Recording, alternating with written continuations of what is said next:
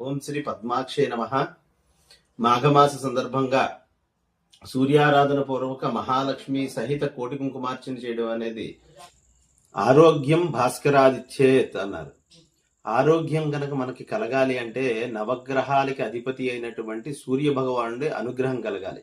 ఎలా కలుగుతుంది అంటే నమస్కార ప్రియో భానుహు.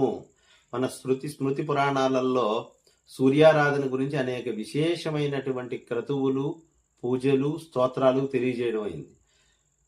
సూర్య నమస్కారాలు అనేది సూర్య భగవానుడికి అత్యంత ప్రీతికరమైన విధానంగా తెలియజేయింది ఆ పురాణాలన్నింటిలో కూడా. ఆ సూర్య తీర్థము ఆరాధనలో పాల్గొనడం వల్ల, చూడడం వల్ల, ఆ తీర్థం స్వీకరించడం వల్ల హృద్రోగ, వ్యధోదర, గుల్మ అనేక వ్యాధులన్నీ నివృత్తి అవుతాయి అని చెప్పబడుతోంది.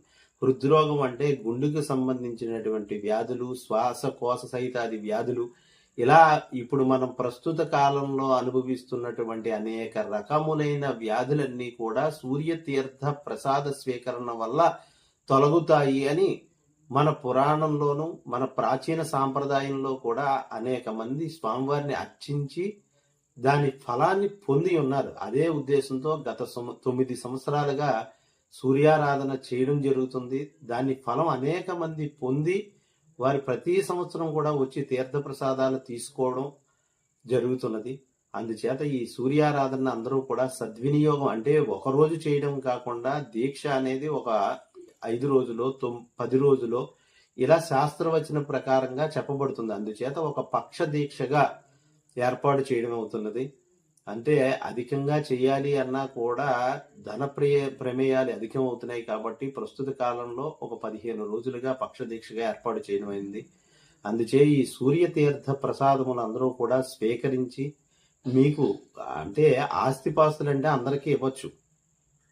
మీ ఆస్తి మీ పిల్లలకి, లేకపోతే మీరు ఎవరికైనా బహుకరిస్తే వెళ్తాయి. వ్యాధులు ఎవరు తీసుకోరు. ఆస్తులు తీసుకున్నంత సులువుగా వ్యాధులు తీసుకోరు.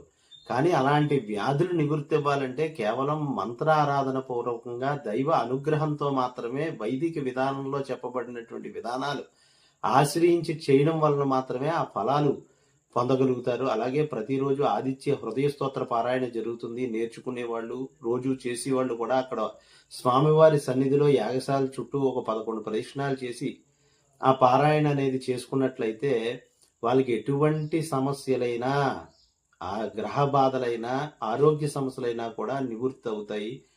అందుచే ఈ కార్యక్రమాన్ని అందరూ సద్వినియోగం చేసుకుని స్వామివారి అనుగ్రహం పొందగలరు. హరి ఓం.